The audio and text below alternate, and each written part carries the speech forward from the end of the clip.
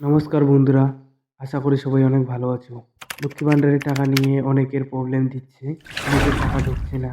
এই টাকার প্রবলেমটা আসলে কেন দিচ্ছে? অনেকে বুঝতে পারছেন না তার আসলে কি প্রবলেম আছে। মাসের শুরুতে তারা চেক করে টাকা পাওয়ার আশায় এই টাকায় যদি না ঢোকে, টাকা না ঢুকলে তারা ভেবে চিনতেও পারছে না এখন কি প্রবলেম আবার নতুন করে শুরু হলো।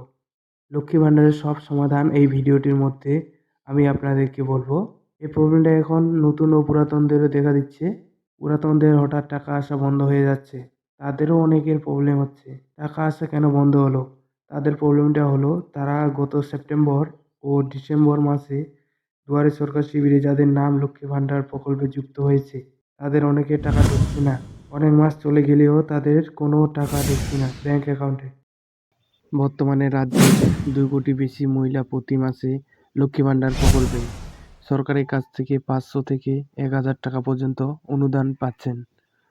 ভাতা হিসেবে পাওয়া যায় 1000 টাকা করে। কেন্দ্র টাকা না দিলে তিনি ঠিক প্রকল্পের অনুদান দেওয়া চালিয়ে যাবেন। আগামী কয়েক দিনের মধ্যেই এই সমস্যার সমাধান হয়ে যাবে বলে বলেছেন মুখ্যমন্ত্রী। রাজ্যবাসীর জন্য মুখ্যমন্ত্রী মমতা বন্দ্যোপাধ্যায় আবার নতুন ঘোষণা করেছেন। লক্ষ্মীর ভাণ্ডারের প্রবলেমের জন্য মুখ্যমন্ত্রী একটি নতুন মোবাইল নাম্বার দিয়েছেন সবাইকে।